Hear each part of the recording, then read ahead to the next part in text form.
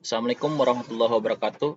Perkenalkan, nama saya Muhammad Aris Supriyadi dari TI 3. Di sini saya akan menjelaskan tentang OLAP, yaitu Online Analytical Processing.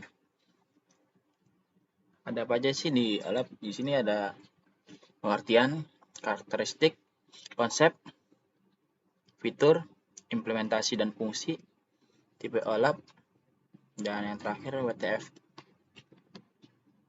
Nah, ETL itu yaitu proses yang dilakukan untuk mengubah data dari berbagai macam sumber untuk digunakan dalam data warehouse yang dapat membantu dalam pengembalian keputusan.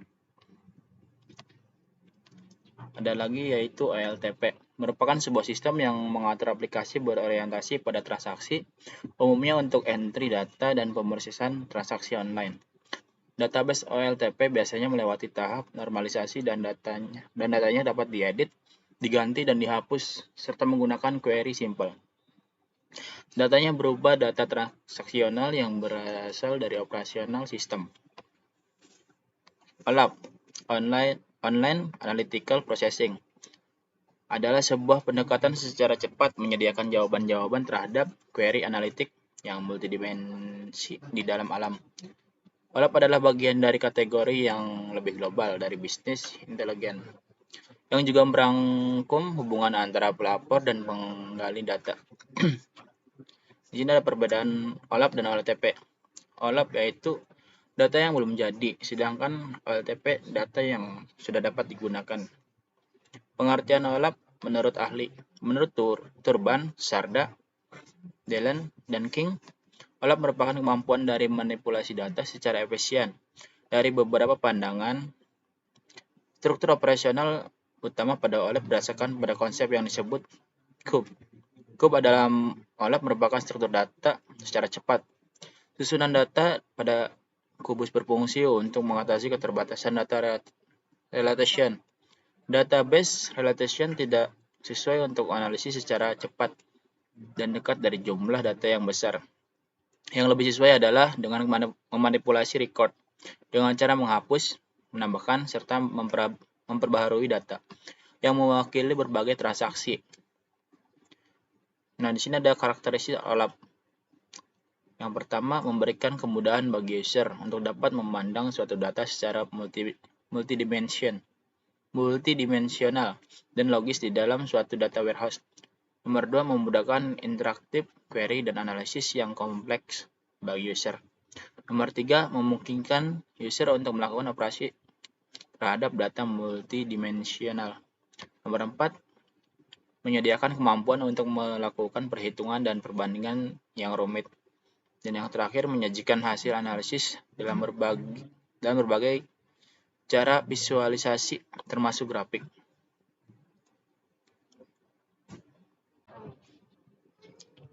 Ya, selanjutnya nama saya Farhan Fauzi Gunawan dari kelas TI 3. Saya akan melanjutkan menjelaskan tentang OLAP. Yang selanjutnya ini ada konsep OLAP. Menurut Nigel Pendes, konsep OLAP adalah analisis cepat dari informasi multidimensi yang dapat di-sharing. Yang pertama itu ada phase. Phase itu pengambilan data harus kurang dari 5 detik. Yang kedua ada analis. Analis ini adalah menganalisis data. Yang ketiga ada shared. Shared itu mendukung dan mensupport di semua perangkat. Dan yang keempat multidimensional. Multidimensional yang dimaksudnya itu adalah memberikan pandangan konseptual multidimensi dengan support penuh. Yang kelima information, yaitu data dan informasi turunan yang dibutuhkan harus relevan terhadap OLAP. Ya, segitu. Yang selanjutnya itu ada fitur OLAP. Fitur OLAP terdiri dari advanced fitur dan basic fitur. Bisa dilihat di gambar berikut ya.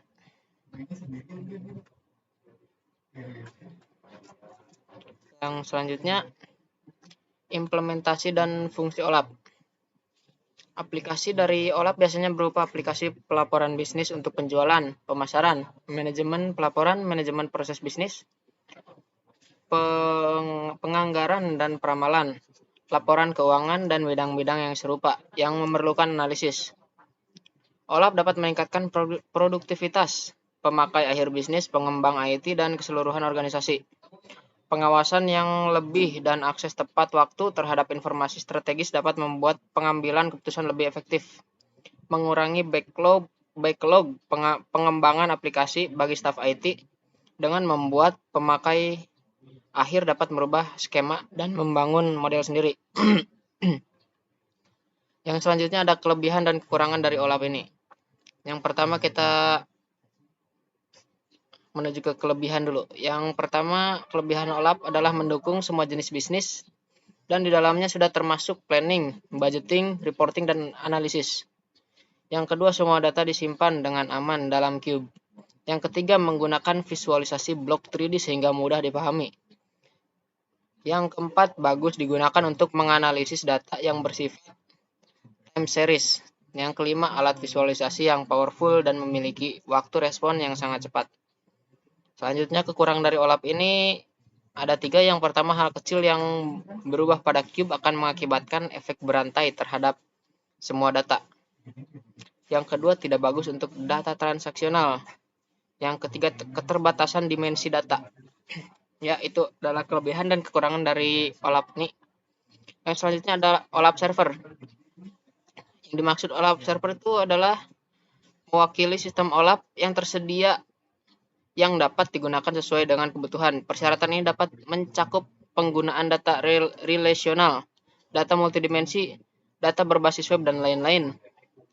Server OLAP khusus digunakan sesuai data. Server ini dapat diklasifikasikan sebagai server OLAP utama atau server OLAP kecil.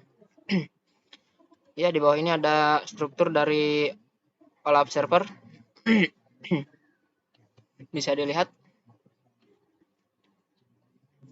Yang selanjutnya itu ada major OLAP server. Major OLAP server itu ada 3. Yang pertama ada ROLAP, Relational Online Analytical Processing. Yang kedua ada MOLAP, Multidimensional Online Analytical Processing. Yang ketiga ada HOLAP, Hybrid Online Analytical Processing. Ya, kita menjelaskan yang pertama yaitu ROLAP. ROLAP bekerja dengan data yang ada di relational database. Fakta dan tabel dimensi akan disimpan di dalam relational database. Ini adalah tipe paling cepat di antara tipe lainnya. Kelebihan dari ROLAP ini high data efficiency dan high scalability. Yang dimaksud high data efficiency yaitu menawarkan akses yang cepat terhadap data karena kinerja query optimisasi sedemikian rupa untuk analisis data. Dan yang kedua, high scalability, yang dimaksud dari ini adalah menawarkan skabilitas tinggi untuk mengelola data dengan jumlah yang besar. Kekurangan dari ROLAP ini, yang pertama membutuhkan sumber daya yang tinggi, yang kedua terbatas. ROLAP menggunakan relational database dan hanya menggunakan SQL untuk perintah data. Ya, mungkin segitu saja dari saya. Selanjutnya akan dijelaskan oleh rekan saya yang selanjutnya. Assalamualaikum warahmatullahi wabarakatuh. Di sini saya akan melanjutkan presentasi dari teman saya yang sebelumnya sudah dipaparkan. Nama saya Flaki Gali, kelas TI 3. Di sini saya akan menjelaskan MOLAP. MOLAP menggunakan array-based multidimensional storage, di mana data akan disimpan dalam bentuk array untuk menampilkan multidimensional view. Array itu bisa diartikan angka, deretan angka. Sebenarnya data array itu sering digunakan itu di berbagai macam pemrograman, salah satunya itu Borland C++. Di sini pun ada kelebihan dan kekurangan. Saya akan membacakan kelebihannya dulu. Kelebihan itu bisa melakukan perhitungan yang rumit secara tepat karena MOLAP. Lebih cepat dibandingkan dengan ROLAP dari segi penyajian informasi dalam bentuk cube. Memiliki tipe data yang terbatas. Skema ROLAP dan MOLAP. Di sini ada skema ROLAP, ada pun skema MOLAP. Skema ROLAP itu pertama ada data warehouse. Data warehouse itu data yang kita buat. Setelah data warehouse itu kita buat, lalu kita salurkan ke data warehouse server. Setelah data warehouse server itu disalurkan, lalu ke ROLAP server, Habis itu ke client workshop station. Data warehouse itu adalah data awal yang kita buat. Setelah data itu sudah kita buat, kita pindahkan ke data warehouse server. Data warehouse server itu data yang udah diolah di data warehouse, lalu kita masukkan ke data warehouse server. Data warehouse server itu bisa berupa data yang sudah kita buat di dalam suatu aplikasi, lalu kita tampilkan. Terus setelah itu ke rollup server, habis itu baru ke client workshop station. Habis itu di sini ada molap. Molap itu sebenarnya sama saja seperti rollup, cuman di molap itu ada satu penambahan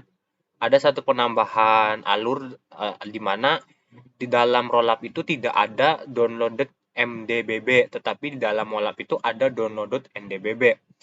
Nah, downloaded NDBB itu menurut saya lebih ke bagaimana data tersebut setelah digunakan oleh klien workshop itu data bisa disimpan, lalu bisa kita gunakan ataupun kita revisi. Setelah itu di sini ada holap. Holap atau hybrid holap adalah gabungan dari rollup dan molap. Ini menawarkan perhitungan yang tepat seperti molap dan skalabilitas yang lebih tinggi seperti rollup, serta menawarkan dua jenis basis data. Holap itu bisa diartikan itu atau disimpulkan itu penggabungan dari kedua data. Yang pertama itu data rollup dan data molap, di mana data tersebut digabungkan menjadi satu dan muncullah data holap atau data hybrid holap. Hybrid itu bisa diartikan itu ya bagus lah, hybrid. Di dalam holap itu ada kelebihan, ada kekurangan. Kelebihannya itu hemat disk, performa dioptimalisasikan untuk keseluruhan tipe data, bisa melakukan perhitungan rumit dengan cepat hingga real time. Mengapa di dalam holap itu performa itu dioptimalisasi untuk seluruh tipe data? Dikarenakan penggabungan dari dua data rollup dan data molap, di mana dari setiap data rollup dan data molap itu kan memiliki kelebihan dan kekurangannya masing-masing. Setelah mengetahui kelebihan dan kekurangannya masing-masing, setelah itu dianalisis lalu dibuatlah data holap, sehingga data holap itu data yang bisa lebih ya maksudnya sudah bagus lah. Terus itu bisa melakukan perhitungan rumit dengan cepat hingga real time. Bisa melakukan perhitungan rumit dengan cepat itu dari data molap, dan hingga real time itu dari data rollup. Terus kekurangan itu tingkat kerumitannya lebih tinggi, biaya pembuatannya lebih mahal, bisa terjadi kesalahan pembuatan bila belum ahli. Tingkat kerumitannya lebih tinggi itu dikarenakan data holap itu penggabungan dari dua data molap dan rollup digabungkan menjadi satu, yaitu namanya data holap. Penggabungan kedua data itu bisa dikatakan sangat rumit, makanya disebutnya tingkat kerumitannya lebih tinggi. Biaya pembuatannya lebih mahal dikarenakan ya kita menggabungkan dua data sekaligus, pasti ya lumayan mengeluarkan biaya lah. Terusnya bisa terjadi kesalahan pembuatan bila belum ahli. Apabila kita belum ahli di dalam hal tersebut, kita menggabungkan kedua data menjadi satu, itu bisa berbahaya. Di sini ada holap model. Holap model itu ada penggabungan dari fitur of rollup ditambah fitur rest of molap. Jadi penggabungan kedua data rollup dan molap itu digabungkan menjadi satu dan menjadi holap. Salah satunya skemanya seperti ini. Habis itu minor olap servers. Nah, tadi kan di atas sudah ngebahas server itu kan bisa dibilang ya kayak tempatnya lah gitu, tempat data tersebut akan ditampilkan gitu. Di sini ada WOLAP Web Online Analytical Processing, terus ada MOLAP Multidimensional Online Analytical Processing, HOLAP Hybrid Online Analytical Processing. Habis itu di sini ada Web OLAP. Sistem OLAP web OLAP memungkinkan pengguna untuk menggunakan sistem OLAP secara langsung dengan kombinasi browser web dan koneksi internet. Itu membuat sistem ini lebih mudah diakses pengguna karena arsitektur client servernya. Selain itu, pengaturan web OLAP sangat mudah karena hanya diperlukan browser web dan koneksi internet. Habis itu mobile OLAP. Sistem OLAP mobile memungkinkan pengguna untuk menggunakan sistem OLAP secara langsung melalui seluler dengan bantuan fitur akses jarak jauh. Mobile OLAP dapat digunakan karena hanya perangkat seluler yang memerlukan koneksi internet. Kemudian habis itu desktop OLAP. Desktop DOLAP menggunakan konsep fragmentasi data. Artinya sebagai data dari sumber data seperti database atau data warehouse diekstraksi dalam bentuk fragmen kecil secara terpisah di desktop mengguna dan penemuan pengetahuan dilakukan pada fragmen data tertentu saja. Mungkin sekian pemaparan materi dari saya. Dari teman-teman saya, kurang lebihnya kami mohon maaf apabila ada kata-kata yang tidak berkenan, apabila ada kata-kata yang menyinggung, kami mohon maaf kurang lebihnya. Wabillahi taufiq wal hidayah. Wassalamualaikum warahmatullahi wabarakatuh.